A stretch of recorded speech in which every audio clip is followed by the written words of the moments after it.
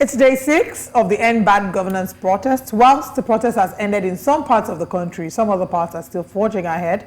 And we'll be x-raying what it's looking like in these different areas. What exactly is the cause of the violence that we're seeing in some parts of the country? Some have experienced curfew. And regardless of where you are in Nigeria, please let us know what the situation is. Tweet at News Central TV. I am Olive Emodi and you're welcome to Breakfast Central.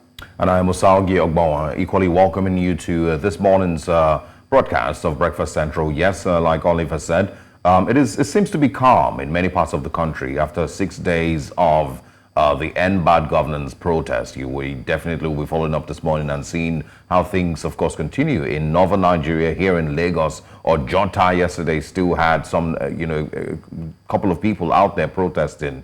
And then, in one or two other places in the country, and I think in River State, Port Harcourt. So we'll be following up and seeing how things are. It seems like many Nigerians are back to work, back to their regular activities, after the protest. But it's not late to x-ray some of the details surrounding the protest in the last 6 days. The emergence of Russian flags in the north, the number of people who were reportedly killed in the course of the protest, and of course, the response by the Nigerian president. And the question that I asked yesterday, and of course I also got Money to ask some of the protesters yesterday, is what happens after day 10? Does Nigeria go back to normal, or do people, of course, continue to protest if they don't feel like the Nigerian president has responded adequately? Well, Olive? I mean, I don't know that that's something we can categorically say.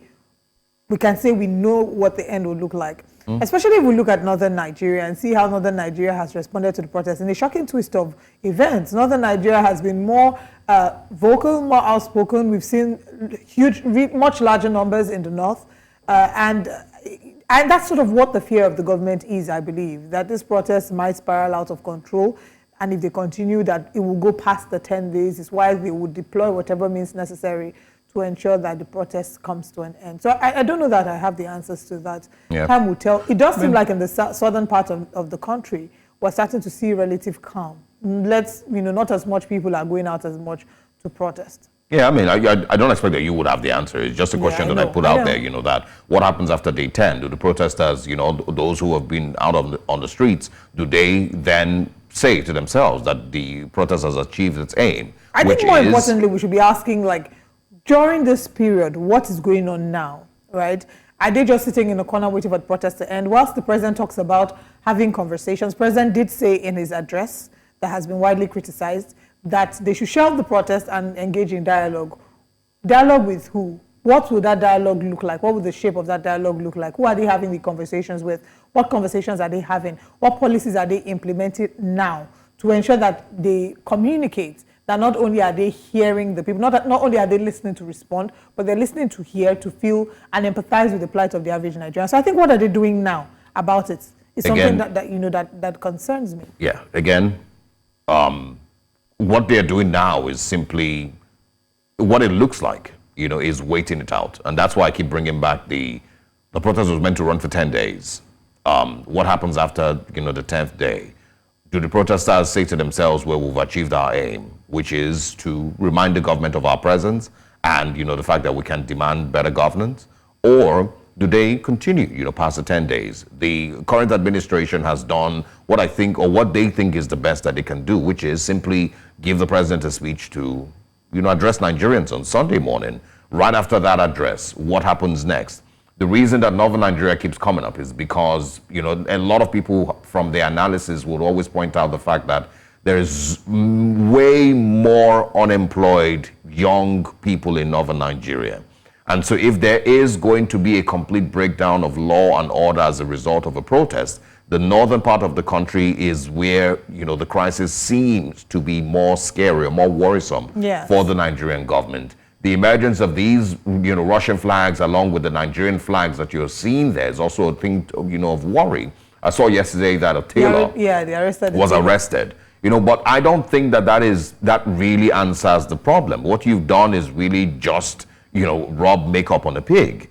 The challenge is still there, which of course needs to be understood. Why did the Russian flags emerge? I saw that the Premium Times has put out a message this morning, a response from the Russian embassy, which they have said that they have no, interest or, political interest in. Exactly.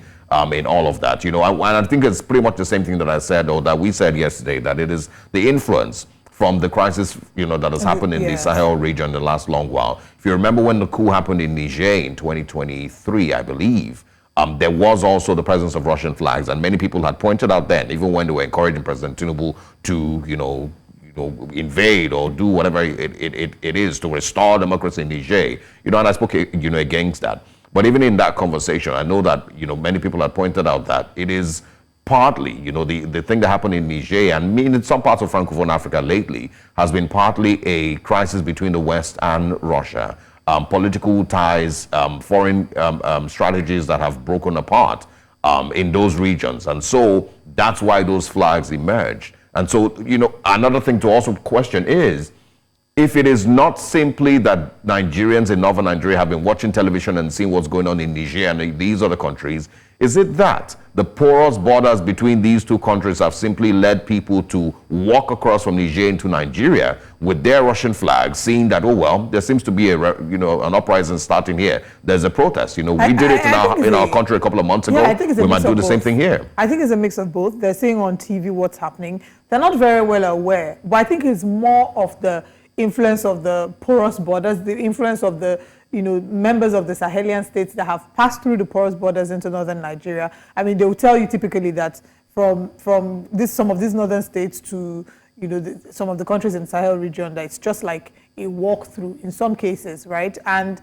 in Niger, for example, a number of them they feel like our neighbors, they feel like our brothers. So there have been a mix-up in terms of the crowd, in terms of the audience and the citizenry, so they have picked up on that. So I completely do think that, it's more of the influence of those who have crossed borders from the Sahelian region. Yeah. That's something to think about. I think another thing to think about as well is what the cries of the people are. There have been allegations of police misconduct during the protests. The police, who is meant to be the body that protects Nigerians, have been accused of being the ones that have instigated harm against Nigerians. Now, it's one thing for us to say that these are just mere allegations. Whilst they are allegations, it's important that we watch the role and the body language of the federal government, which is why, again, the speech of the president was highly criticized, because whilst he addressed it, he said nothing. He addressed it in the area of saying, he felt heartbroken and sad about the deaths and those who died. But what about those who killed them? Is there truth to the reports? Is there truth to the number of the deaths that we're hearing? As opposed to just shelving it under the carpet, is it not important that at least a panel of inquiry is set up? And then this panel will then look into the allegations of abuse of office or abuse of power and authority that's been vested in Nigerian security agencies. Yep. That's something that we'll be talking about much later when we look at what Nigerians are saying, because we did see that in Abuja, there was a conversation as to where it felt like some back and forth blame game that was happening in Abuja with the SP, the SP Josephine Ade stating that the police have conducted themselves in a manner, in a civil manner. She said that they debunked a lot of the allegations that have been made against the police in Abuja. So it's just, it seems that we're playing a blame game. And then when she was criticized, she then said, she's only speaking for Abuja. Exactly. And of course, also was criticized for putting out a public statement like that with her picture. Like, nobody cares about your face. Why they seem to do that a lot. And then why? Like, why do you have to put a picture and then put your face to it? I mean, you're putting out a statement on the security situation in a part of the country which you are meant to be spokesperson of. So why are we seeing your face? In all fairness, it's her personal page, so she can do with it as she pleases. Even though she's putting out, I think then she should stop putting out putting out public statements on these issues on her personal page and leave it up with the Nigerian Police Force page. Police Command. But I want to speak, along with you concerning the response of the Nigerian president to the, loss of lives. So first of all, it is clear that the president acknowledged that lives were lost in the protest. What we are questioning now is the fact that none of these lives were lost because of cholera.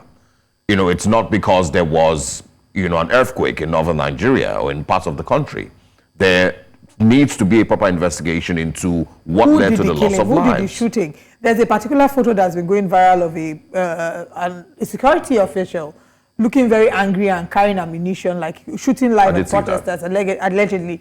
I mean, we're putting allegedly because we haven't investigated that. It once again questions the value of the Nigerian life. Exactly. What is the value of the Nigerian life? If the president himself can simply just acknowledge the loss of more than a dozen lives and move on, it tells a lot about the value of the Nigerian life to the Nigerian president. Right. Anyway, we'll talk about, talk some more about this, especially much later when we're looking at what Nigerians are saying. We'll take your tweets on X. Begin breakfast headlines with the updates on the End Bad Governance protest.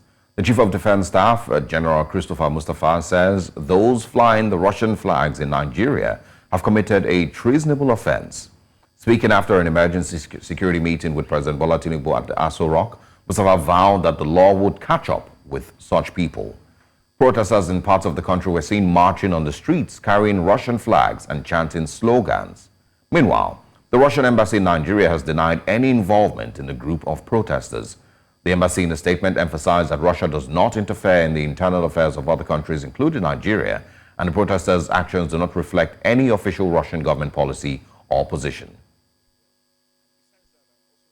We're also aware that all of us have seen it, where some foreign flags have been flown within the sovereignty of Nigeria, and that is totally unacceptable.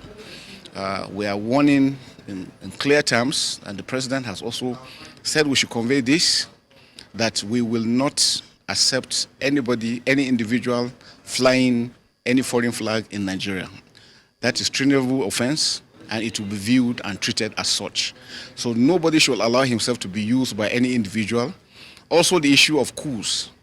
Nigeria is a sovereign nation. Nigeria is a democratic nation. All security agencies are here to defend democracy and make sure that democracy continues to strive. We will not accept anyone pushing or taking any action, seemingly or for whatever reason, to want to push for any change of government. Now let's also tell you that protesters were seen holding Russian flags in Abuja on Monday. This trend, where protesters wave foreign flags, first emerged in Kano on the initial day of the protest. On Saturday, defying a 24-hour curfew, protesters marched through the city, calling on Russian President Vladimir Putin to intervene in Nigeria. Some youths expressed their preference for Russia, citing lack of trust in President Bola Tinubu's motives.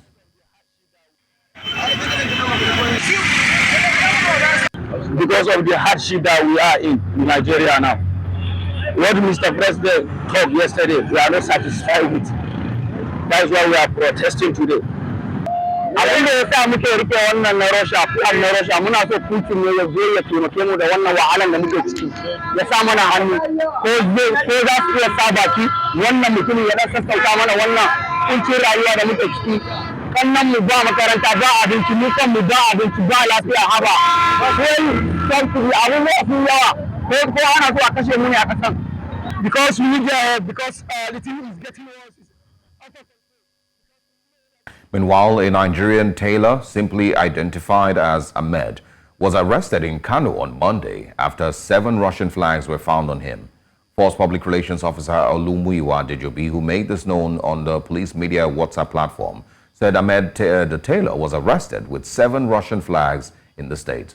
Dejobi said Ahmed the tailor is one of the sponsors of the treasonable felony of flying Russian flags and calling for anarchy in Kano and Nigeria at large. Nigerian authorities have raised security concerns after some End Bad Governance protesters in the north were seen in viral photos and videos flying the Russian flag, calling on the Russian government to come and help them.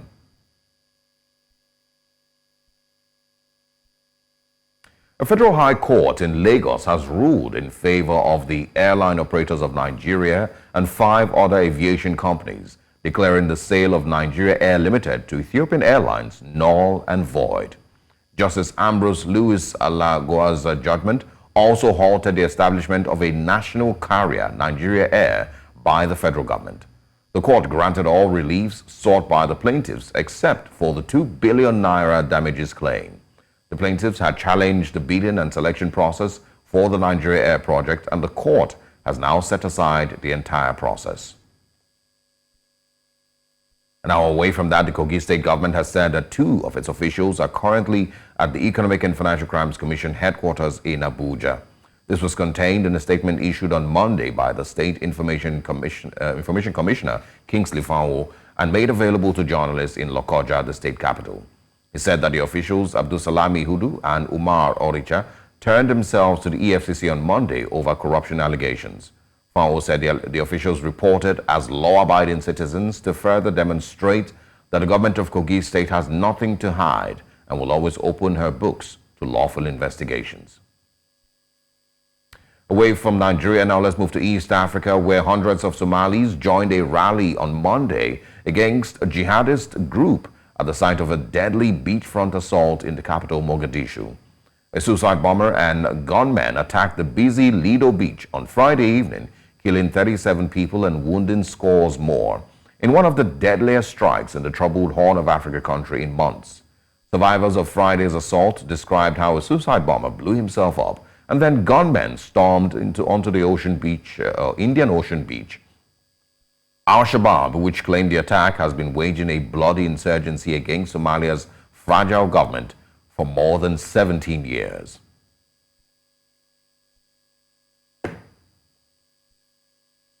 from Nigeria to other parts of the continent, that's all on Breakfast Headlines. When I move back to Breakfast Central, and of course, we're joined by Olive. Stay with us. All right, very interesting updates here, and thank you for bringing that. I think the one thing we can all agree on is the fact that there is a general discontent around the world. We're starting to see protests break out in different parts, some for economic reasons, some for racist reasons, but it just seems like there's a wave of protests happening in different parts of the world. And sometimes what we then see is that one protest inspires or sparks up another. So just like we saw, we had the NSAS protest, right? And then some other countries, it did feel like the youth were empowered and encouraged by it. And very recently, Nigeria can say it did pick some steam and some inspiration from what happened in Kenya. So Bangladesh is in the conversation now. Bangladesh has taken the law into their hands, and we've seen lots of Nigerians who have been referencing what's happened in Bangladesh, stating that that was a reminder, or that is a reminder that the people have the power. The office of the citizen is the highest office in the land. So, I mean, it's just a wave of protest. And I'm hoping that governments around the world start to see that there really is some intervention that needs to be done, and that they understand that the power is with the people, that when the people finally wake up, if you don't do what you need to do at the right time, one day the people will wake up, and by then it will just be too late. Yeah, and I hope that the people also wake up soon enough.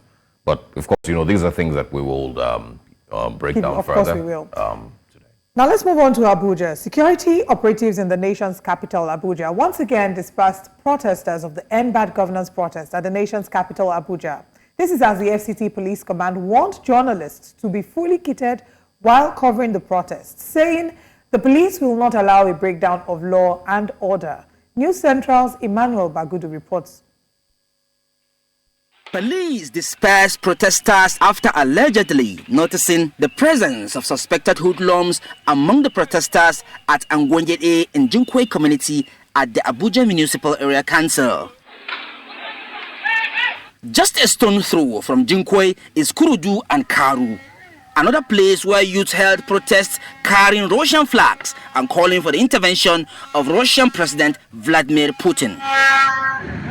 There was also a few arrests by the security operatives. Hoodlum allegedly are taking over this protest, and it's making the soldiers and the police disperse any form of protest in Abuja. Just behind me is a combined squad of military personnel, police personnel, civil defense, who are actually sending away protesters of any form, whether in form of hoodlums or in form of genuine protesters, back to where they are coming from. Right here, happening right here at Kurudu area of the Federal Capital Territory. The protest is just going up and down. People are still protesting on how things, hunger, they can reduce the hunger that is going on in this nation. That is what exactly is going on, and police is pouring tear gas that everybody should go in. You can see all the shop everywhere is clear because police pour tear gas everywhere. If they are going to watch us continue this thing like this, going to get out of hand, that will make us to start doing things that we are not supposed to do. So if they want to put stop to what is happening right now, let us hear our cry. Abin da ya faru a nan wajen gaskiya abin da polisa suke mana ba sa mana ya kamata a ce su ba mu me abu akan yaki da yancin mu ne. This respondent claimed he witnessed the clashes accusing aggrieved youth and the community for being responsible. Yaranmu ne Hausawa, yan uwanmu da suke zanga-zanga suke sa wuta suke kwace wayoyin mutane. Kuma ina so dama isar musu da wannan sakon dan Allah fadin Najeriya dukanmu inda Hausawa suke. Kowa da kowa dan Allah in za a yi zanga-zanga kiyaye da dukiyar mutane da kwace mutane kaya da jiwa mutane ciwo. For now, the clashes between suspected hoodlums and police officers have made genuine protesters suspend their protest within the federal capital. However, anxiety still lingers as the protesters have promised to mobilize more supporters for the remaining 5 days. In Abuja for News Central, I am Emmanuel Bagudu. Thank you, Emmanuel Bagudu, for that report. And that sort of sets the stage for the conversation that we'll be having much later today, when we'll be heading to X to see what Nigerians are saying. We're seeing multiple reports about who, initiated the violence in the nation's capital. Is it the protesters? Is it the police? So you saw the reports there where he was interviewing someone who said he witnessed the violence and that he blamed the protesters who were out there. And we've seen multiple reports about it. But one thing that, we'll say again is, beyond this multiple reports, we do hope that proper investigation is being done, as opposed to the random, different press releases we're seeing from different corners. But absolutely, we'll talk about that later. Let's go on a break, and when we come back, more to come this morning. President Tinubu's 4th of August speech that was intended to address the concerns of the End Bad Governance protesters seems to have fallen short of expectations. Nigerians are frustrated with the escalating cost of living, ineffective governance, and many say that the president's speech failed to provide a clear plan to alleviate economic hardship. Now, in his speech, President Tinubu listed several achievements of his administration, one of which is an increase in aggregate government revenues, declaring an increase of over 9.1 trillion naira in the first half of 2024. Now, joining us to discuss some of these economic reforms and their impact so far is economic policy expert and CEO of Niger-France, Ugodre Obichukwu. Good morning, and thanks for joining us. Good morning. Thanks for having me. I think the first question has to be, many of the responses, that we saw to the president's speech on Sunday was that none of those figures that he's quoting has any relevance to the reality of the average Nigerian. So I'm going to start with that. How relevant is any of the things that the president said compared to the reality of the average Nigerian? Well, you have to look at it from two perspectives. One is from the perspective of the president, and of course, the perspective of the people that he's ruling or he's serving. So from the point of view of the president, I think it was important for him to list out some of the things that his administration is doing. I think it would have been wrong for him not to have listed it. Whether you agree with it or not is a different thing. And so what he had done was to say, look, these are the steps that we've taken over the last 1 year. This is why we had to take those steps over the last 1 year. And this is likely what it could mean at the end of the day.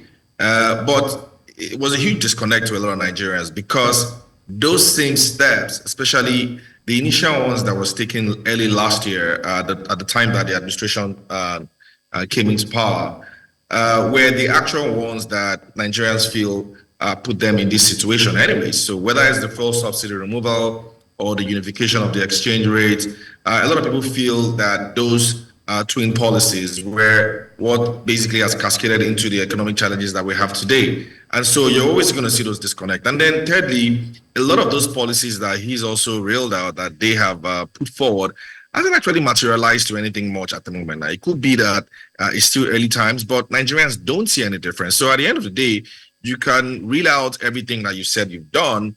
What people are always going to look at is, how am I going to afford the next meal? How am I going to be able to transport myself to work? How am I going to be able to buy, drugs, affordable drugs that I can take to, cure whatever illness that I have?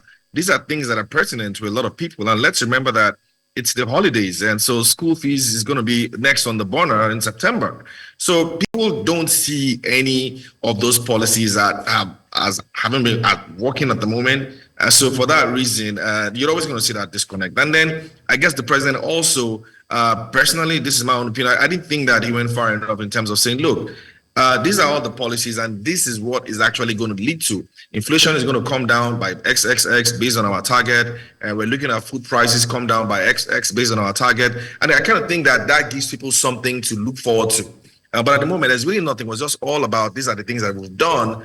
Even though some of those policies haven't actually been implemented yet, there's still policies that are on the table. All right, let's take a look at some of these policies. We had the graphics put up earlier. I want us to run through some of these policies that the president had spoken about. He said increased aggregate government revenues to over 9.1 trillion naira in the first half of 2024, reduced debt servicing from 97% to 68% in 13 months, cleared legitimate outstanding foreign debt obligations of about $5 billion, set up the Consumer Credit Corporation, that's over 200 billion naira, released 570 billion naira to 36 states to expand livelihood support to citizens, distributed nano grants to 600,000 nano businesses, built 10 MSME hubs creating 240,000 jobs, signed the national minimum wage into law, lowest earning workers to earn at least 70,000 naira monthly, and I believe that that's the most popular one that we've seen. So looking at all these policies that were highlighted, which do you say would be ones that were probably expected to see results as soon as possible? And I like that you've made specifications as to some of the areas in which the president could have, gone a bit further to, give reason as to how, or help people see a picture as to what will be different soon. But what immediate measures do you think, can be implemented for Nigerians to see a change? So it's more like a 2-in-1. Looking at the reforms that we've listed, which one do you think we'll start to see immediate results from? And if you had to advise the president, what measures do you think can be implemented so that we can start to see some form of relief immediately? All right, so I think probably just go through them one by one. So the first one, which is to increase aggregate revenues, or his increased aggregate revenues to over 9.1 trillion in the first half. Now that was expected because by the time you take subsidy, at least a huge chunk of fuel subsidy off the table, that will free up revenues for the government. And of course, I think there's also been some work in the area of tax collection, custom collection. Let's also remember that part of the revenue increase you're seeing is also because of the exchange rate devaluation that happened last year. So that obviously filtered into government revenue. So in terms of how that affects Nigerians, I don't think that much. Probably means a lot more money for government to spend. And for what we've seen, government spends most of that money on recurrent expenditure anyway and not capital expenditure. So don't think you see that much effect on Nigerians. And now in terms of reducing debt servicing, that also is from the first one as well, because if you're able to increase your revenue, then I think mathematically your debt servicing to revenue ratio will drop. And so going from 97 to 68% is expected because of the increase in revenue. Nevertheless, spending 68% of your revenue in debt servicing also tells you how precarious the situation is, because then you just have 32% left to fund government business or to fund capital and recurrent expenditure.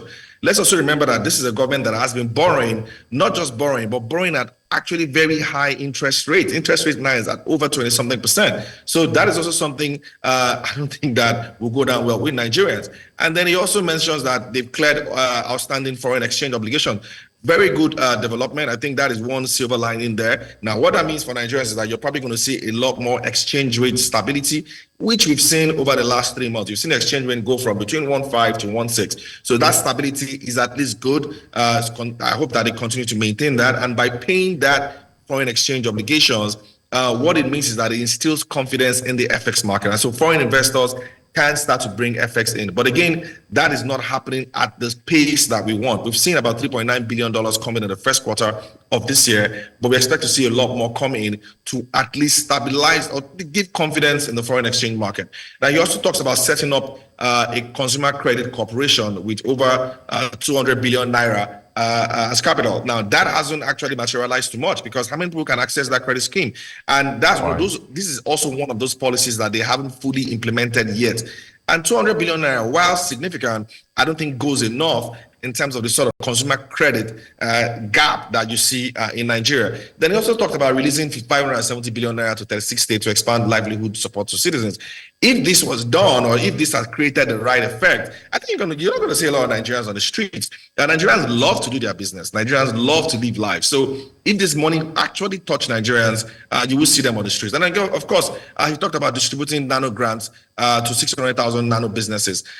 We've seen some businesses claim that they collected that money, but again, how much is it? What does it really do to their business? Because at the end of the day, by the time you get this money, you probably spend it on by the time you spend it on fuel, or you spend it on paying your existing loans, or even replenishing your inventory, you're probably not going to have anything left, and you can't even pay salaries with that money. So it's pretty difficult for those sort of funding to create the right impact. At best, a lot of the people who collect these nano business loans are probably going to use it to feed their families rather than invest it in their business. And of course, you talked about building 10 MSME hubs and creating 240,000 jobs.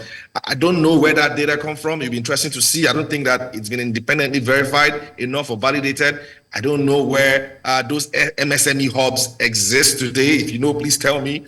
So the last one that I think could have a lasting impact, even though a lot of private businesses have actually started implementing this already, is the 70,000 naira minimum wage. There are so many private businesses that have already adjusted their salaries, because it's pretty obvious that their employees can no longer maintain the previous salaries that they had. So the minimum wage you would see most likely impact civil servants, and civil servants at the federal and civil servants at the state level that can afford it. Now, there's still talk around whether some state governments and local government can actually afford to pay this 70,000 naira minimum wage. But albeit, if the government is able to pull this 70,000 naira minimum wage out and it works, I think you would see at least a little bit of boost in purchasing power of Nigerians, and that could also filter in positively to the wider economy because of the sort of the effect that it will create. So for me, again, even though 70,000 minimum wage is probably the best of the lot, it's still yet to be implemented. Yeah, I mean, yet to be implemented, and you must also put in perspective the value of 70,000 naira today in 2024. Of course, in perspective, the value of the naira. Many have compared to what 70,000 naira would have been in 2014 or in 2015 compared to what it is today. And from some of the things that you've said, it doesn't seem like any of these or a lot of these policies that have been mentioned really have a direct or a very positive effect on the reality or the economic reality of the average Nigerian. It feels like, the government is clutching at straws here and there and doing things to make itself look good, but not really putting the right perspectives in. But I want you to quickly respond to something. The very first one says that the government has raised its revenues to 9.1 trillion naira in the first half of 2024, more than double compared to the first half of 2023. But there's a report on the leadership newspapers that says the federal government misses 2.69 trillion naira quarter one revenue target as it earned 3.18 billion naira, or 318 billion naira, beg your pardon. It's from about 2 months ago. And this is from the Accountant General of the Federation, Oluwatoyin Medin, said that the federal government revenue inflows amounted to a total of 318 billion naira in the first quarter of the year 2024. So can we have these two statements at par? If federal government has already missed out on its revenue target, and then President Tinubu is claiming that we hit 9.1 trillion naira? Obviously, I think there are two different things. In fact, more than two different things. So first of all, you need to ask yourself, which of the revenues are we speaking to? Are we talking about the Federation revenue in general, or are we talking about FG's own revenue? It's important to distinguish the two. The Federation revenue is the entire amount of money that accrues to the Federal Federation of Nigeria. That's federal government, state, and local governments. And that is shared. And then you now have the FG's revenue, which is what you tend to see in the budget. So that's one factor that you need to distinguish. And secondly, you have budgets and then you have actual figures. Now, you can compare your actual figures to your budget, and then you can also compare your actual figures to your prior year figures. So I think what the president was comparing here is his actual figures with the prior year figure. So if you compare it to the actual budget, it could be a negative variance, but it could also be a positive variance when compared to the prior year. And so if you compare to the prior year, you would say to yourself, well, yes, I may not have hit my target revenue, but in terms of when you compare to the year before, I've actually done a lot better. So I think that is the difference here. And I guess maybe the paper didn't really explain that properly. But again, I explained why that happened. That probably happened because of the first subsidy removal that you've seen. And more importantly, we adjusted the FX rate. So that is a direct pass-through. I mean, think about it. Custom revenue used to be at 400 and something naira to the dollar. Now is at 160 to the dollar. So that's like 3 times. So you expect customer revenue to almost doubled or more than doubled over the year. So no surprises here that you're seeing government revenue rise to 9.1 trillion there. All right. It's a conversation that is still ongoing, and we hope that we can keep having you join us. Thank you so much for your time with us this morning, Ugodre Obichukwu. And we look forward to having more pleasant conversations to see the economy recovering and that Nigerians feeling the impact directly. Thank you for your time. Thank you very much. All right. And now we'll head to Abuja. We have our correspondent on standby to see what the situation is regarding the protests in Abuja. Amadine Uyi is there with us to give us live coverage. Amadine, good morning. What is the situation in Abuja this morning, and how has it been for the past 24 hours? Good morning. Let me start with your second question. In the last 24 hours, it's sort of been a theater of conflict, especially at the satellite communities. Now, what was most outstanding was that these protesters were not just asking for end to bad governance. They were also seen with Russian flags, calling for the help of Russian President Vladimir Putin. We asked them if they had contacted Vladimir Putin. They said no, but they believe Putin would help them.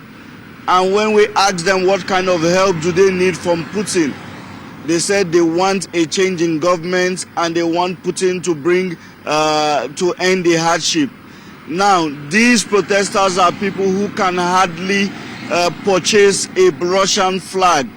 So that means someone is sowing a narrative to them and telling them that they should go along this route. Now, later in the day, spokespersons of security agencies spoke to journalists saying that these demands are treasonable and that arrests have already been made. Remember, the first time that those flags were sighted were in Kano a few days ago. But as of today, we have those flags in Kano, in Kaduna, in Nasarawa, and then in Abuja. The police confirmed that they have arrested certain individuals in those locations, in Kano, Kaduna, Nasarawa, and that they would crush any dissent which is calling for a change in government. So yesterday was a bit difficult for security operatives because there were several flashpoints around the satellite communities. We had these flashpoints around the Nyanya area, we had the at the Karo area, we had the at the Jikwe area. We even had at a satellite community somewhere, Gudu, no, not Gudu, Guzape in town. So, but the police dispersed them. Within the city center, not much is happening because there's a very high presence of security personnel. I think security operatives have been able to secure the city center. We are hoping that that presence will be felt in the satellite communities. All right. Now, before, just come with me. This is the Orozo area. If you look at that area, you see already, just zoom a bit please, you see already there's a police personnel there that is already checking. So this is what we have begun to see this early morning at the satellite communities. Police have already begun to mount different checkpoints to ensure that these youths do not come out today to protest and make whatever demands they want to be demanding. All right, I'm glad that you brought up the police, Amadine. Let's talk about the role of the police and how they have fared so far in the Abuja protests. We've seen several allegations of the police not, acting civilly to protesters, not being civil to protesters. we've also seen allegations of police inciting violence and not the protesters. So, if from your report and from what you've seen so far, who is to blame regarding the violence that erupted and that turned away what should have been a peaceful protest in Abuja? Now it's very difficult to make to take a position, because you have to covering this protest, you have to separate genuine protesters from suspected hoodlums, suspected arsonists, and suspected miscreants.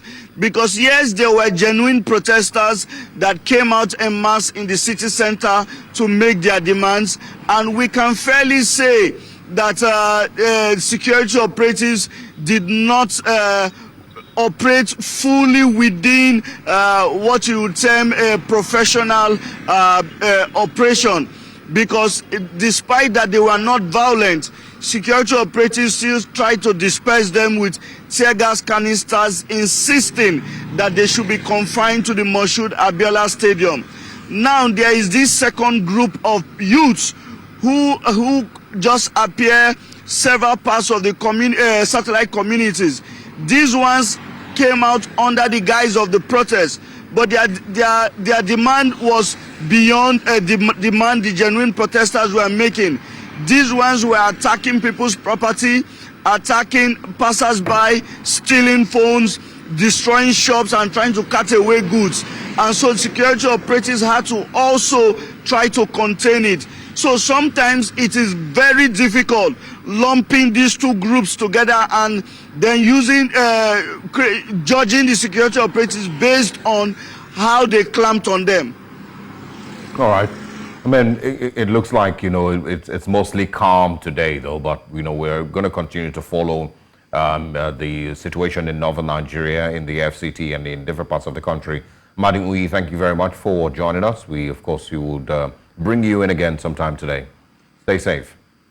Thank you very much, Sergey. All right. The conversations continue, and of course, as the End Bad Governance protest enters its 6th day nationwide, all eyes are still on Nigeria's northern states and the Federal Capital Territory, Abuja. Though only a few protesters turned out yesterday in Abuja, security personnel, including the military, the police, and the NSCDC officials were deployed at major bus stops and intersections, blocking some roads. Yesterday, protesters who gathered at the Agwangede-Jikoyi-Kurudu axis were dispersed by police tear gas, leading to temporary shutdowns of shops and businesses. Though there was increased vehicular movement on day 5 of the nationwide protests in FCT, government offices are still closed. Joining us is media advisor and spokesman, Atiku Media Office, Paul Edem. Good morning, Mr. Edem. Thank you for joining us. All right, we will try to connect with Mr. Edem shortly, but just to rehash some of the conversations that we've had this morning regarding the protests in the FCT, it would seem that the FCT, many would ask why we're speaking so much about the FCT is the seat of power. It is the nation's capital. And when you take the fight to the nation's capital, it's sending a strong message. Yep. And it is interesting that Ahmadine has shared both sides of the divide and the roles that both parties have played. I was talking about security agencies as well as protesters, which is something that I'll be talking about much later. Absolutely. And the involvement that they both have had in the protests in the FCT. I like that he also got to speak with some of the protesters holding Russian flags. So you ask them what exactly was prompting Russian flags, and they're not very, very certain. Right. Paul Edem, good morning. Can you hear us?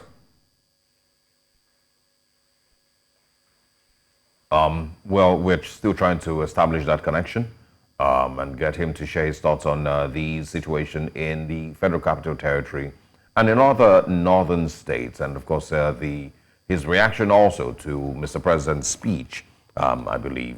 These are some of the things that would make conversations for the next couple of weeks. And I've always said it, that these tiny little details here and there define a government. You cannot ignore them.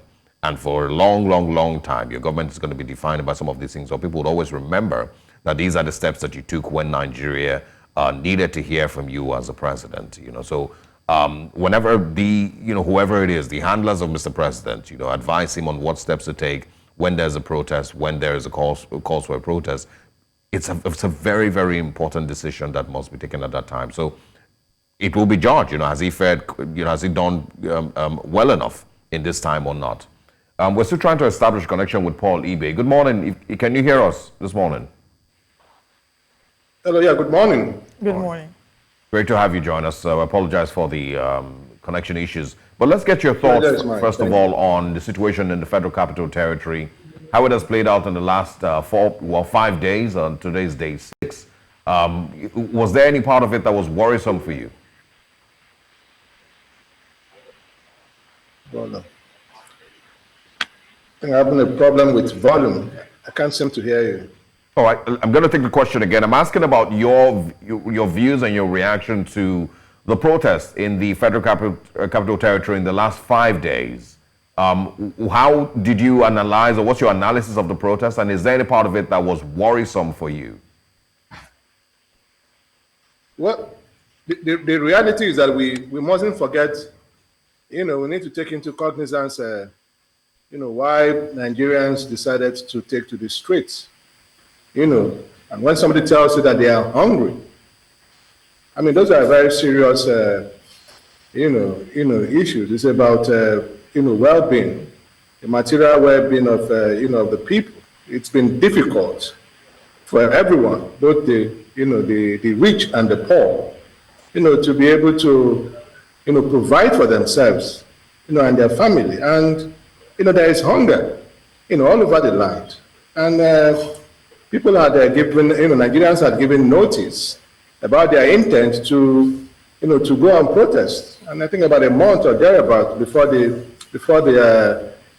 protesters took to the streets on the 1st of August.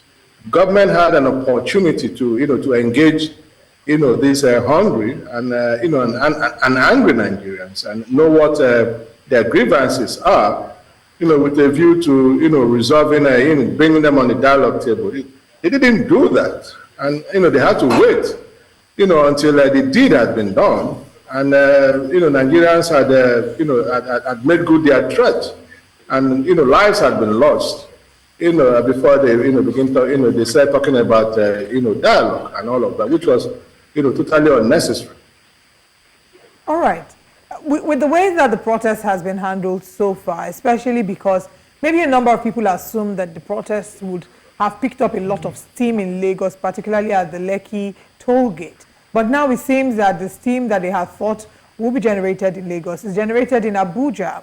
Do you think that this has sent a strong message to our leaders, being that this is happening in the Federal Capital Territory, in the nation's capital? What do you think it is sending a strong enough message to the government of the day? We are dealing with a leadership that is, that is deaf, a leadership that is insensitive to the, to the yearnings of, of Nigerians. And, listen, look at what has been going on. In the first half, of this year, according to, reports, we have had expenditures of about 140, 0.56 billion, naira. And these have been largely expenditures of the, of the State House, of the presidential, air fleet, the National Assembly. And these folks are only interested, in providing for themselves. They don't give a hoot, about, about the well-being of, of Nigerians. We had expected, for example, that in response, to, the protesters, the government will have, started somewhere. For example, they will have started cutting the bloated, anomalous, expenditure that is, going around. And remember that, the money that is being spent is money that is being borrowed. And so we are borrowing not for productivity, but, for, to just waste, money. And that has been, the bane of this, of this economy. The productive aspect, has not been dealt with. We do not hear, for example, about the issue of, security, the all-important security for farmers to enable them to go back to the, to the farm. How do you expect that prices of, food commodities will go, go down when farmers are unable to go to the farms because of the state of insecurity? That was not addressed. The issue of electoral reforms was not addressed. And what are they doing? The National Assembly, which is a rubber stamp, institution, that does not, robustly debate whatever has been put, before them, have gone to, begin a process to create another institution, another agency to conduct local government elections in contravention of, the 1999 Constitution as amended, which had, given, the state independent electoral commissions, the power to conduct, local government elections. And so what they are doing is totally at variance to the, to the wishes, and aspirations of the Nigerian people. Yeah. So this is a government that is totally not in tune, with the reality that, based on the demands, that, the Nigerian citizens have made. So, Mr. Ibe, so you don't have any faith whatsoever, from what you've said, in the ability of President Bola Tinubu to handle the demands of the protesters, to handle the Nigerian state all the way to 2027? Sorry, come again, please. I'm asking, do you have any faith, seeing the response of Mr. President, do you have any faith in his ability to handle the affairs of Nigeria all the way till 2027? Well, you see, it's up to him to decide. He needs to stop playing politics with our well-being. I mean, this is the president that told us that elections are over. Now is the time of governance. But what are they doing? They are scheming. All that they are doing is towards the 2027 election. When they cannot, from day to day, address, the problems that, the humongous, problems confronting us, problems of the economy, the social, this thing, and all of that. Listen, we are sitting on a time bomb. And what has happened with the turnout, protesters, despite all of their intimidation, despite all of, the threats, they had made, showed clearly that Nigerians, not the opposition, like they are making us to understand, Nigerians, are tired of this situation. One begins to wonder, were they really prepared for the challenges of governance? It is clear that they are just, it's been a trial and error policies. It's been flip-flops. In the morning, they will announce a policy. By evening, they have, they have overturned that. It shows clearly that they are not, they don't know what they are doing. But yet they can, then it also comes down to who the president surrounds himself with. Look at the cabinet. It is bloated, for example. It needs some trimming. Some of the pork needs to be cut away. All the SSAs and the SAs and all of that, something has to give. He needs to do a cutting. Does he have the capacity? I don't know. But for our own good, for the good of, the people of this country, he needs to do the needful. There needs to be a cutting down, of wastages, in the system. The first lady or whatever it is, the first son, first daughter, all of these things need to be cut away. And so that money can be made available to deal with, the core, issues of governance, the affair, the affairs, and the well-being of the Nigerian people. Yeah. That needs to be done. All of these wastages in the system, needs to be cut. And needs to do something about the 48, ministers that he has, and a lot of them are just frilled, loaders. They're practically contributing little or nothing, to governance of the country. So those are the things that he needs to do going forward. And for our sake, he needs to do that. He needs to man up. He needs to wake up, to his reality. He wanted the mandate. Now it's been given to him. He has an opportunity to make good on that. Yeah. Well, only time will tell. Nigerians still have a few years to go to know if he will make good of that, like you said. Thank you very much, spokesperson, Article Media Office, Paul Edem. Thank you for joining us. We'd like to, of course, have you again in the near future. We'll see how things turn out in the next couple of weeks or months. Thanks for your time once again. Thank you very much. All right. And of course, that was a quick analysis of the current Nigerian situation and how the Nigerian ship is being captained by President Bola Tinubu by Paul Edem from the Atiku Abubakar Media Office. And now it's time to review the front pages of the newspapers and see what the big stories are saying. And let's see if it's reporting protests as much as it's done in the past few days. Joining us this morning is the publisher of the Nation newspaper, Ikechukwu Amechi. Good morning. Good to have you here. Good morning, Olive. Always my pleasure. We saw you, I think I saw you when one of our reporters, Bernard Akede, was covering a Lausa protest. I think I saw you in the crowd. I was in Ojota. Waving Russian flags. Please, that's an act of terrorism. You do not endorse such. Let's see what the papers are saying this morning. Our first paper this morning is the Punch newspaper. On the front page of the Punch, hunger protests, military talks tough as pro-Russia rallies spread. Defense headquarters hunts protest sponsors. Governors summon emergency security meetings. Russia disowns protesters. Police arrest over 30. More northern states declare curfew. Protests rock Nigeria, Bangladesh, United Kingdom, and it's important to mention that the protests are rocking them for different reasons. Nigeria and Bangladesh, maybe in a way similar, the United Kingdom completely different. Federal government asks workers to register for 40,000 naira rice. If you see, rice has been trending. Rice has become like a big player on social media. They say that when Nigerians complain of hunger, rice. Complain about the governance, rice. Complain about fuel subsidy and petrol scarcity, rice is the answer. So that's another conversation. Lagos chief's murder, DPP indicts police inspector. Riots, Nigeria, Indonesia, Australia warns citizens about travel to UK. Why fuel importers will frustrate Dangote, according to Obasanjo. Fuel queues to clear as loading resumes at depot. Blackout as national grid collapses again. No wonder we've not had power since. Kyari's fate divides reps. That's all on the Punch. Let's head to our next paper. All right, the Daily Trust newspapers next. Let's show what we can find over there. It says, of course, pretty similar to the Punch. Tinubu orders crackdown on protesters waving Russian flag. It's treason, defense chief warns. Russia, of course, in response from the Russian embassy, says, we have no hand in Nigerian protest. Police arrest producers of flags in Kano and Nasarawa. Also on the Daily Trust this morning. Federal government issues travel advisory to Nigerians visiting the UK.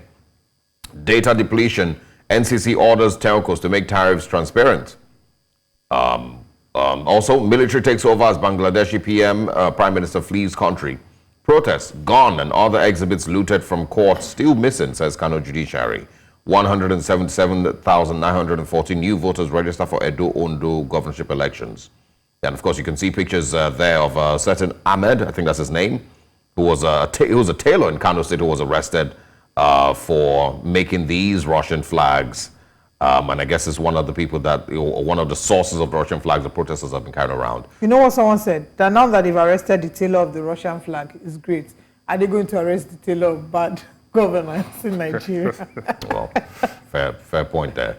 All right, let's move to the Vanguard newspapers. All right, on the front page of the Vanguard newspaper, Kaduna Zaria boil over 700 billion naira lost in 5 days, according to Asbon and Kasima. Court void sale of Nigeria Air to Ethiopian Airlines. Okay, that's an interesting one. Global stock markets plunge on U.S. recession fears. Federal government warns Nigerians on UK travels as Starmer vows swift sanctions against rioters. Igbo must go threat. Southeast Senate caucus wades in. Protests hoisting foreign flags in Nigeria. Treasonable, says Tinubu. I think maybe we should just start with the Russian flags that have become a conversation, and your thoughts on how it's come about. Now we saw the military talking about how it's a treasonable offense, and a number of the conversations would be how did we get here? Is it just because they are watching this on TV, or is the influence of the Sahel states because we share borders with a number of them, and our borders are porous, so we've seen a number of them filter into Nigeria. And how big of a deal is this? For me, honestly, I would rather say that this Russian flag thing is a distraction. It simply distracts from the issues that we should be dealing with. I don't know how it came about. There are many theories out there as per what led us to where we are now. Of course, the Russian embassy here has denied categorically that they don't have anything to do with it. And I believe them. What do they have to do with producing flags? And It was not as if these flags were taken from the embassy to the people. We've seen so-called tellers who were making these flags. There are many explanations as to why this will happen. Don't forget, a lot of Nigerians blame the West for the economic crisis we have now, because they have accused the President Bola Tinubu government of kowtowing to the dictates of the Bretton Woods institutions, the World Bank, the IMF, removal of oil subsidy, floating of the currency. All these things are prescriptions that were given to the government by IMF and World Bank. Now, people who perceive Russia, China as being socialist countries, this may be a kind of repudiation of the influence of the West on our affairs. That is one point. Another thing is that don't forget that most of these flags are found in the north, which is perhaps it is an influence from the Sahel, what is happening in Niger, what is happening in Mali, where Russia has a very big influence. Yeah. But there is also a theory which I don't want us to dismiss easily, that the government may even be behind this to create the kind of confusion and the kind of distraction that we now have, as to give them a reasonable distance for crackdown. I was going to ask you, when you said it was a distraction, that do you think it's a distraction from the people or the government? And yes.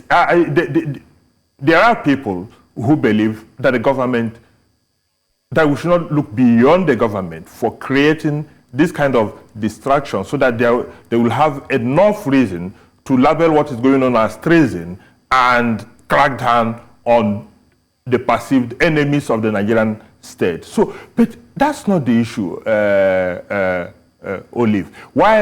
How did we get here? People are saying that they are hungry.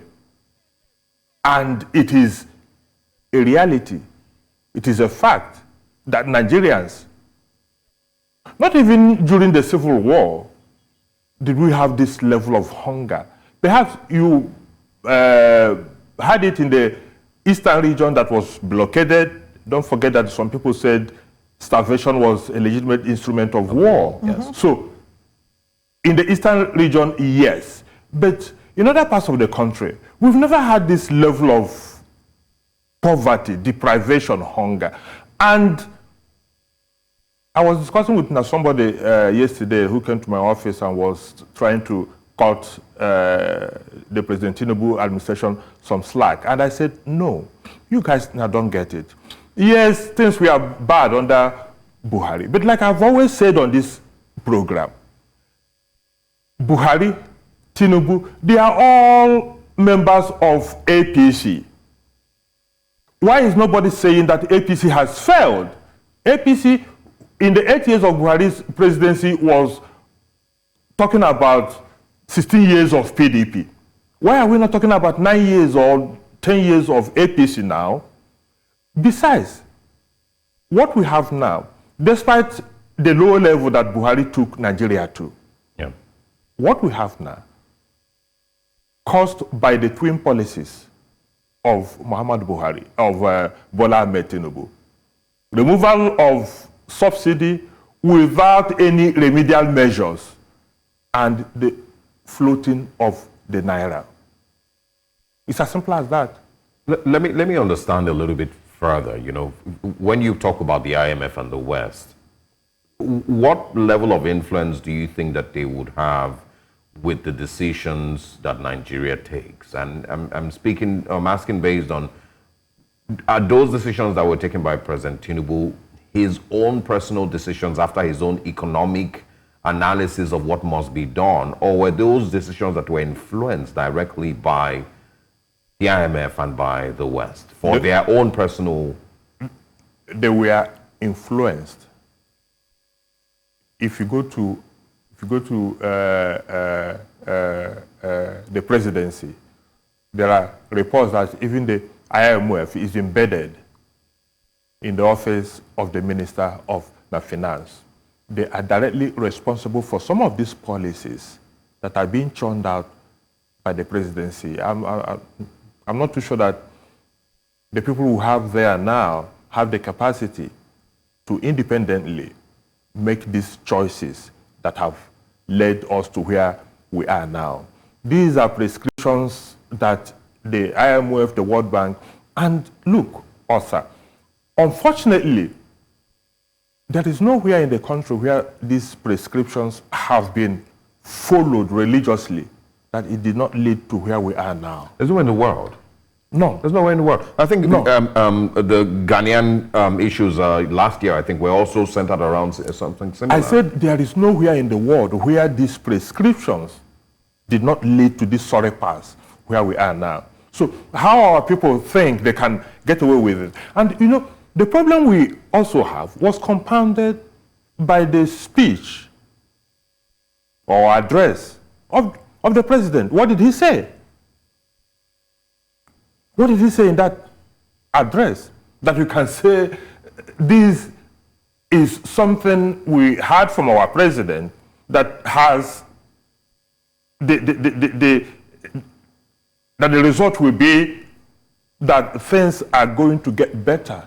He rehashed what he's been saying in the past 14 months of so-called achievements. What I'm going to do, what I'm going to do. 14 months after, we are still talking about what we are going to do. I think, I mean, like we did say, it's not just about what he said, it's also about what he did not say. Talking about grieving the loss of the lives, but what about the accountability? Who killed them? Is there going to be an investigation into the Amnesty International report? Are we just going to come out and debunk as usual? So I think these are some of the areas that we need to look at. And I would want How can there be accountability? Who ordered the crackdown in the first place? Who ordered the crackdown in the first place? People don't seem to realize what we have on our hands. Where we are is a very bad place. And look, when I tell people the youth or whoever is behind this now protest, they are civil.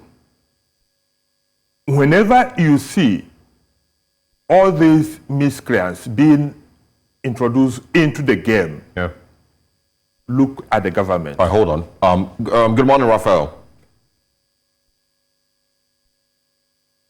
Raphael, good morning. Can you hear us? Okay. It doesn't seem that Raphael is here. Okay, I still want us to look at the Vanguard again before we move on. The top story we have here, Igbo must go threat, Southeast Senate caucus weighs in. I want you to talk about the non-involvement of Igbo in this current protest. A number of reasons that we've heard would be that they did not want to be involved because of the fear of misinterpretation of their actions, the fear of their actions being interpreted as an attempt to topple the government of the day. There have been a lot of back and forth, and then there was Lagospedia that came out and said there will be another protest against Igbo, that Igbo people should leave Lagos. We then saw that the government, Lagos State government, dissociated themselves from that post by Lagospedia. Alhaji Atiku Abubakar spoke against it. A number of people have spoken against it. But talk about in all of this, the role or the involvement or non-involvement of the Igbo people. What the so-called Lagospedia or whatever, what they said is simply idiotic. It's not worth a response. But then, Olive, I will tell you this. Ndi Igbo have been protesting forever. Forever. Let Nigerians also protest. See, even before, you know, there are things I don't like getting into.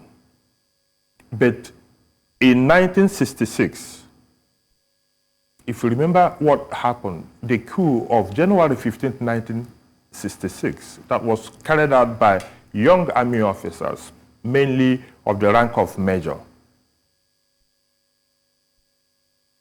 Everybody who knew what transpired in 1966, I just finished reading a book by Mr. Chuks Ilebunam called Ironsi, The Politics, Power, and whatever. Everybody who spoke in that book, including people like former President Olusegun Obasanjo, said that the only reason, and then Nzogwu said it, that he was not interested in power, that the only reason why they did what they did was to release Chief Obafemi Awolowo, who was in prison then, and make him a prime minister.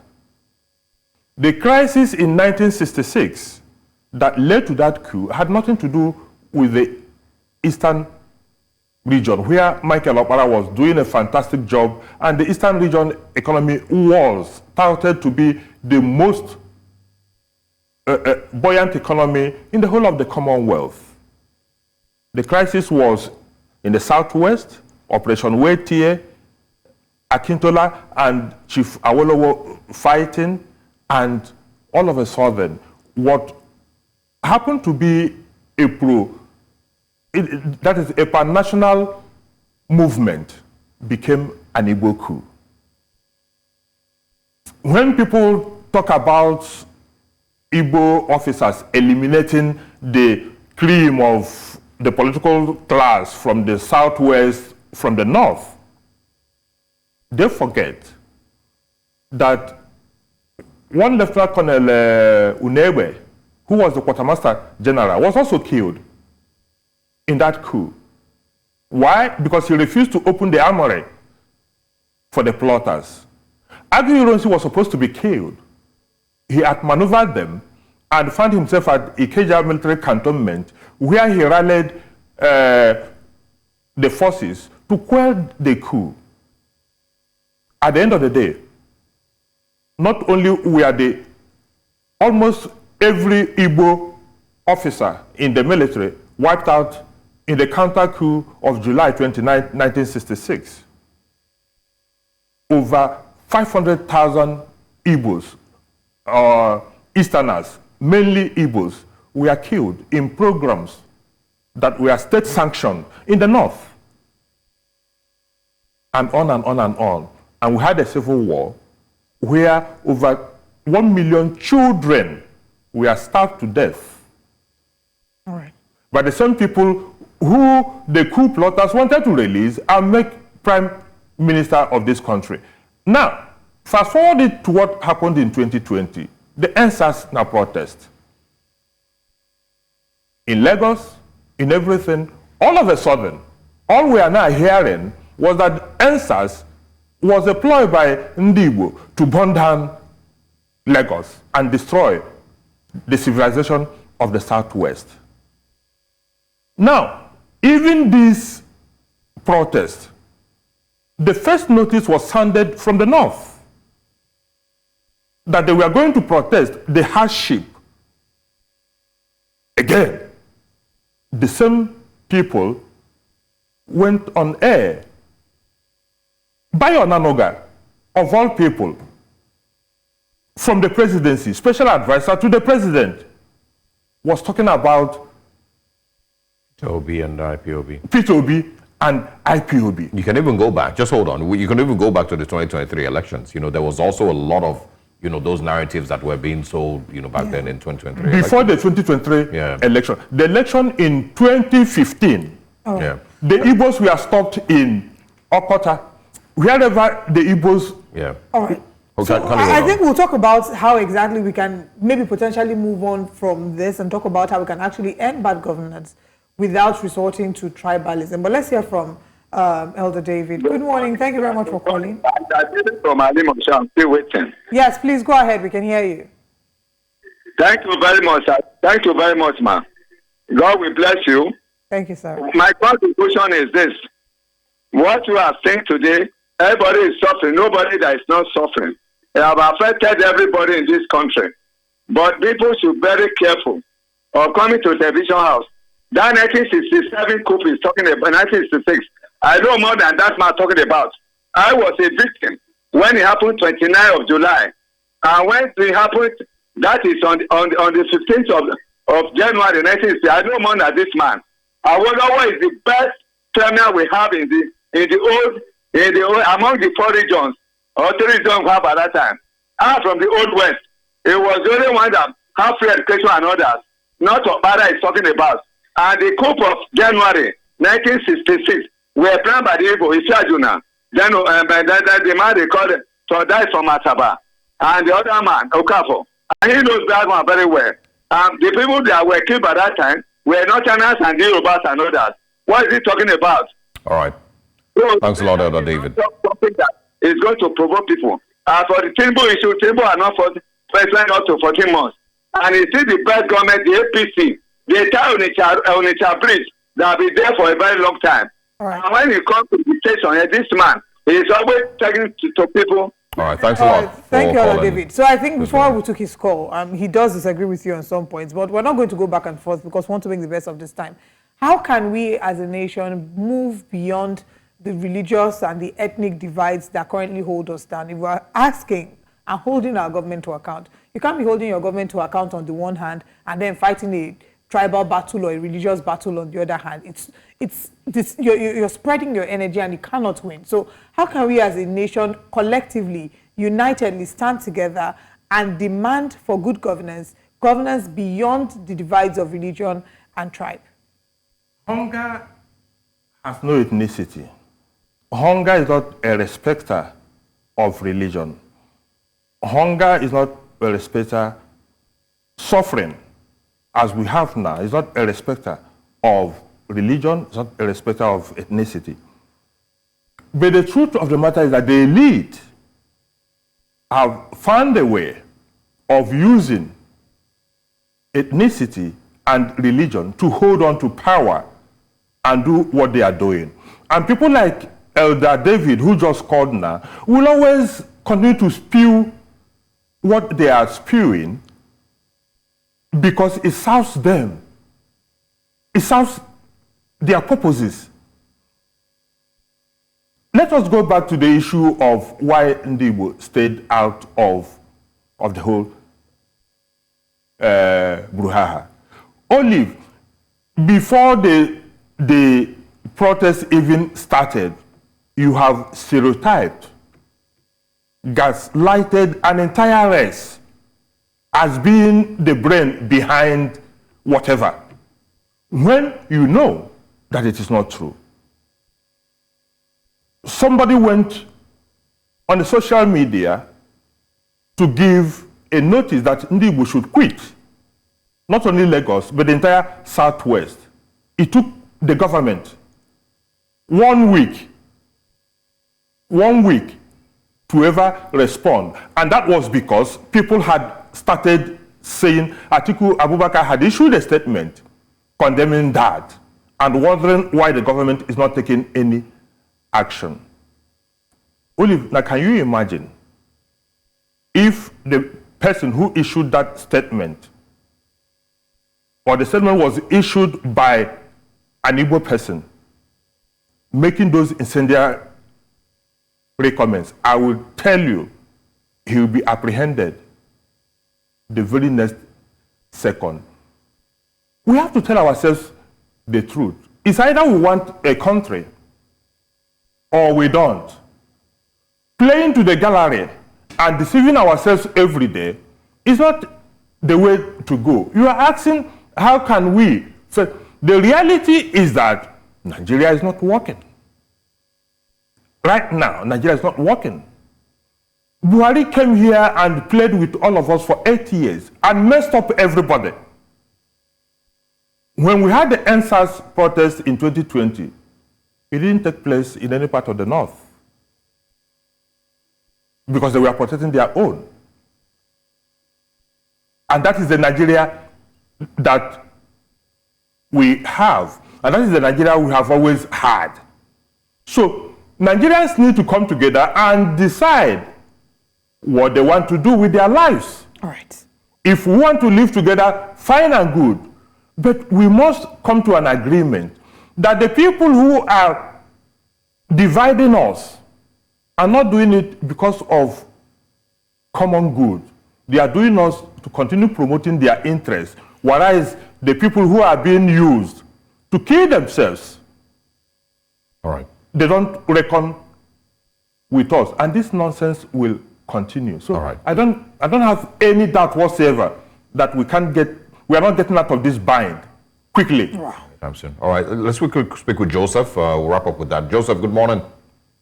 Good morning. I had your caller, Daniel, and what he said was so provocative.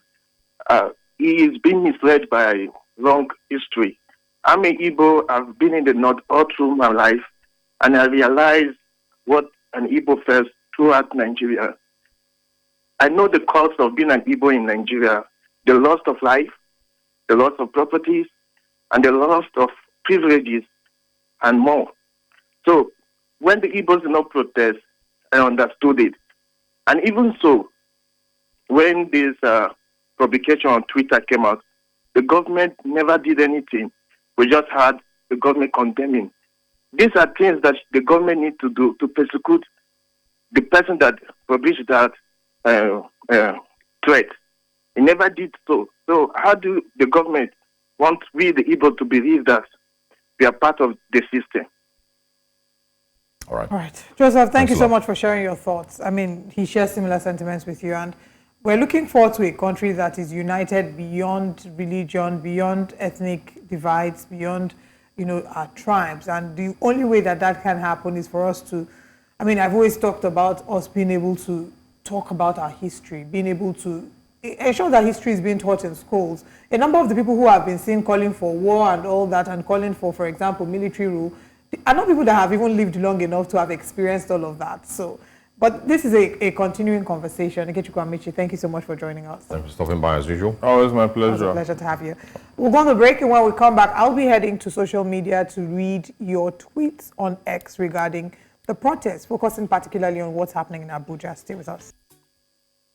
Since the 1st of August, Nigerians have taken to the streets to demonstrate against hunger, rising cost of living, and unfavorable policies made by the government of the day.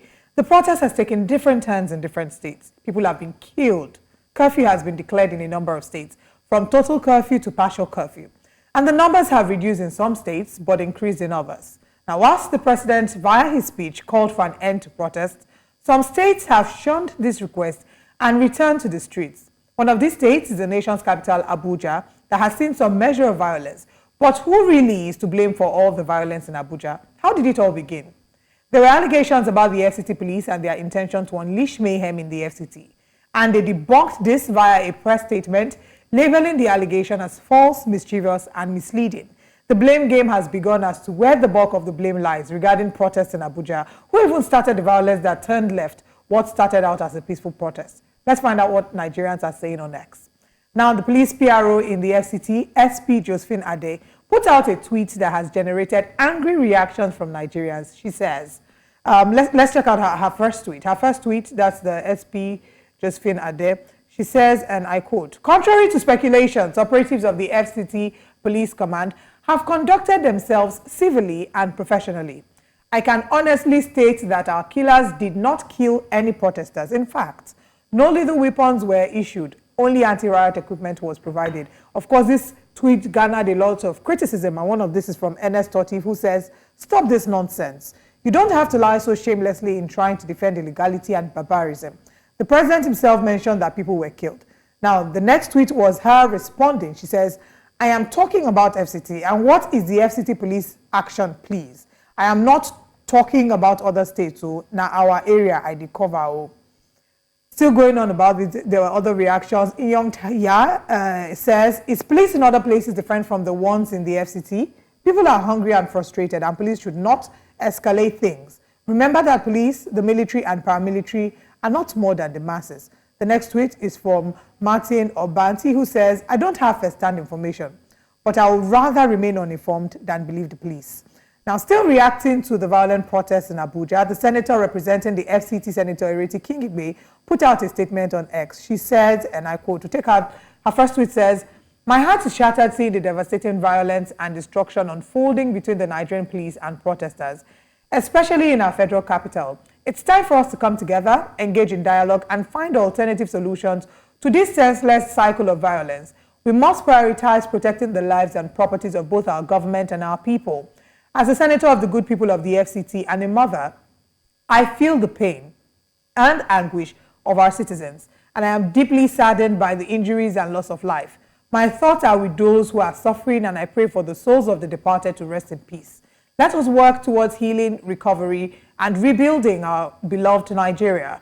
We must find a way to engage our citizens and address their concerns, ensuring that we don't continue to lose our children to senseless violence. Let's move forward together with empathy, compassion, and a commitment to peace and understanding. It is time to engage for good governance. She was heavily criticized by this tweet. One of the criticisms is from Priscilla Amadi, and Priscilla Amadi says, "Oh man, Wike is after your life plus that of Abuja residents." And this is a tweet that comes out. Violence between police and protesters. This political correctness is upsetting to the Nigerians that have been killed so far. After a number of the reactions, she did then put out a response to her initial tweet. She said, "I have read most of the comments to my earlier tweet today. And for the record, let me categorically state that the protest in Federal Capital Territory remained peaceful until the police launched an attack, firing tear gas and shots at the protesters. To the best of my knowledge, there were no reports of any shops being looted or vandalized in Abuja. So, I ask you, my people, what options do we have going forward as a people? How can we peacefully demand justice and reform?" So the blame game had gone back and forth. She had come out to clarify what she thought about it, still speaking about the violence that erupted in the nation's capital. In an interview on Al Jazeera's Inside Out, Nigeria's Minister of Information, Mohammed Idris, speaking about the protests, said, and I quote, "Police accompanied these protesters, making sure that everything was going right before. Like I said, many people turned the situation into rioting, and that is unacceptable. The Amnesty International report didn't indicate that the police didn't just go about shooting people. The protesters went on the streets. They started burning vehicles. They started looting shops. They started torching vehicles. It's impossible for the security agencies to just sit by and allow these things to happen. And so, it is actually the rioters who actually made this thing violent. Government and the security forces were making sure that everything was orderly."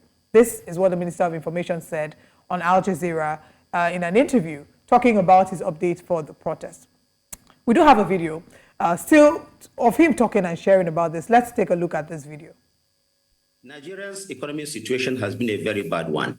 It is not as if the economy turned bad because President Bola Tinubu took office. The indices are there for everyone to see. We are borrowing to sustain some of these subsidy funds that were required to continue to put it afloat. And so the president felt that this was unnecessary. We can't continue to live on fake life. It is necessary that the administration goes back, Nigeria goes back to restructure its own economic environment, readdress the issues. Some of the actions are likely to be very painful. And that was why government came about with a lot of measures to cushion the effect. We knew that there were challenges, and government never shied away from that. Have criticized his stance and his position, saying that it's been more of a defense, as opposed to acknowledging the role that law enforcement has played or may have played, or even admitting to maybe investigating what exactly has happened. But that's all. What exactly is going on in Abuja? What is going on in Nigeria? Will the alleged killings be investigated? Will the government set up a panel of inquiry to investigate, and will there be answers? Will the protests continue in the nation's capital, or do the people feel heard? Today is day 6 of the protests, and we would love to hear what your thoughts are. So please tweet at News Central TV to give us update on the current situation, give us live footage and tweets, as we would like to share these on our show. That's all we have today on What Nigerians Are Saying.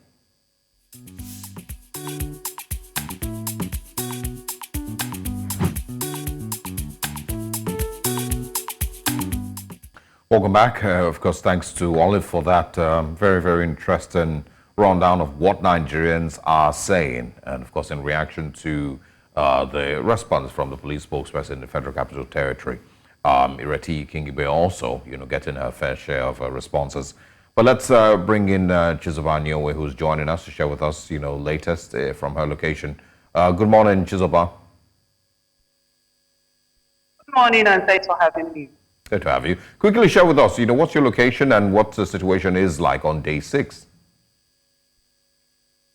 All right. Day 6, of course, the protest in Jos, the Plateau State capital, ended On Sunday, unfortunately, because some hoodlums tried to hijack the protest to cause mayhem in the state. And usually I've always been saying that the state government didn't want the protest to hold, not because it wanted to stop people from exercising their rights, their civic right of protesting bad governance or what they do not want, but because Plateau State has had several series of unrest in the state.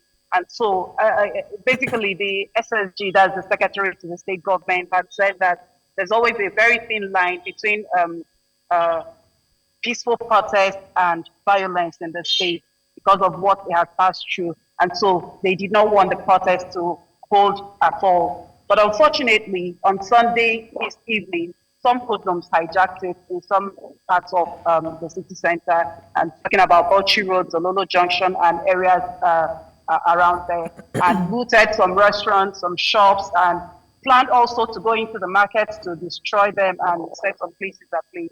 And so thank God for men of the security forces, the Nigerian police, the troops of Operation Safe Haven and all that, and they were able to bring it to a stop. And then that caused the curfew, the 24-hour curfew imposed just Metropolis, just Jukuru Metropolis by the state governor, so that everyone will stay back home and ensure that there is safety of lives and property in the state. Right. So that's the situation. So since Monday, we've not had any protest. Today is Tuesday. There's no protest, definitely, because the curfew is still ongoing.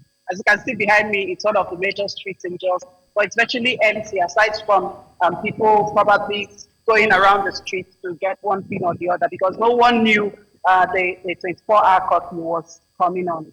Is the curfew still in place currently? Yes, it is. Yes, it is. Okay, and then were there any... Yesterday... Yeah, I just wanted to ask, if there were any reports of casualties, and do you have any information on those? No, for casualties, we've not heard any, especially from the security operatives. That is where we can have confirmation of such. But there were rumors that a boy was killed in the process.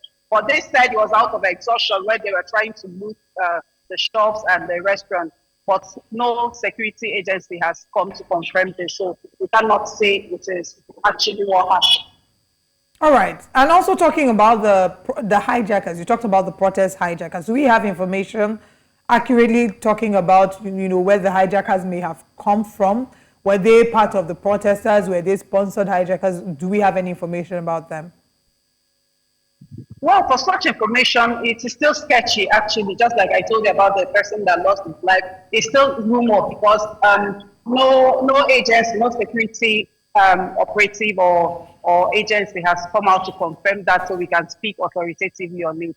And so also this other one, but the Commissioner of Police, Adeshina Emmanuel, yesterday, after their Security Council meeting with the state governor, said that 14 arrests have so far been made.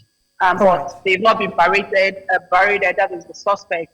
None of them has been paraded, so no details actually has been given about them.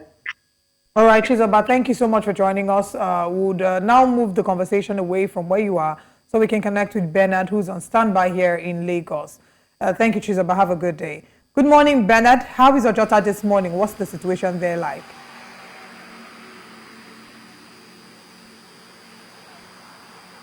Good morning, Olive. There seems to be some, would I say, interesting developments here in Ojota this morning. Unlike how it's been the other days where we stand directly in front of the protesters and give you live footage of what's going on, you probably noticed that we are quite a distance away from where it's happening.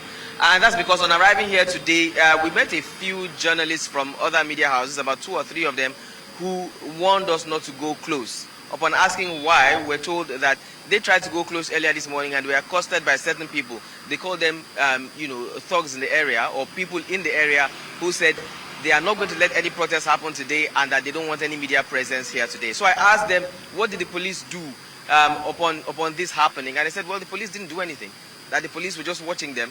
But when the people who accosted them began to get a bit more aggressive, then the police came and tried to pull them away. And that's quite surprising, quite funny, because just to my right here, it's still the same number of, heavy security presence that's all here, all the way down, and you will see that in a moment. You know, police vehicles, police trucks, police officers, all armed, you know, from my front all the way down the road in Ojota here. Okay. You know, so one will be surprised. I doubt if the police themselves would prevent journalists from doing their job, but you know, if it's thugs or residents of the area who are pushing journalists away, one would think that the police, you know, will be on the side of the journalists, even if they are going to stop protesters from doing anything that they want to do here. But so far so good. That's where we are at the moment. We are treading softly and treading with caution. We want to see what's going to unfold before we decide whether or not to go further down there where, you know, the protesters usually gather every day. I mean, so, but from what it seems now, there's no protest going on in Ojota this morning.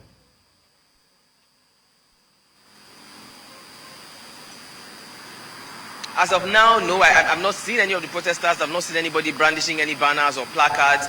Nothing. It looks like business as usual in Ojota. You probably can see people walking past us as we are, you know, taking this recording. Vehicles are moving. There's no, you know, there's nothing that shows that there's a protest except for the fact that there's heavy police presence and then probably a few journalists on ground. And for the persons you spoke about earlier, what were their reasons for not wanting journalists or for not wanting protests to go on? You know, do they say that the protests have disrupted activities in Ojota enough and they no longer want it to happen? Or is there a certain reason that they have given?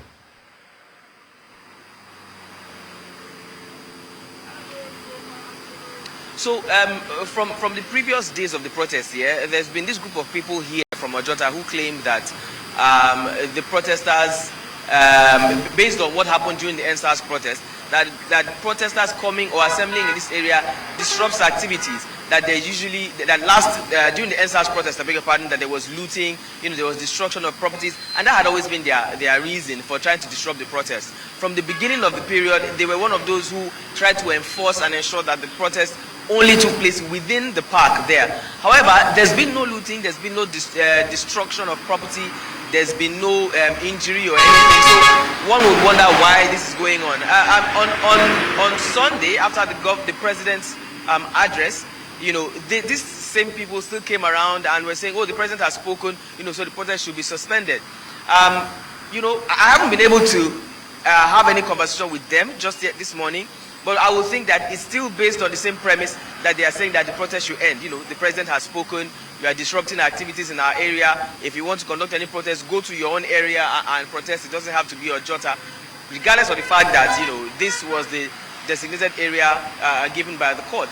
You know, so people are just being cautious so that it doesn't get violent. But then again, one will wonder why this will happen if the police is here. All right. All right. Obena, thanks a lot for, of course, you know, bringing us that report, live report from Ojota this morning. It was very, very, you know, tough over there for the last 5 days, and you know, seeing a complete difference this morning is pretty interesting. We, of course, you know, expect that you would stay there a little longer and see if things change. Thanks for joining us. We'll speak with you pretty soon. All right. And this is where we, of course, say goodbye this morning. It's been a very interesting 2 hours. We, of course, have had the best times on Breakfast Central this morning. We're going to be back here again tomorrow morning. Let's share with you what comes up later today on News Central Television.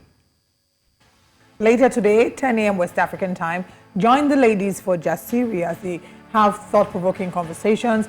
11 a.m. West African time, join us for Business Edge. And at 12 p.m. West African time, we'll be bringing you News Central Now. More shows will come as we proceed, and we'll keep sharing with you. But until we come your way again, do stay safe, do stay well, and keep connected to News Central to find out what the update regarding the protest is around the different parts of the country. I am Olive Emodi, and I'll see you tomorrow.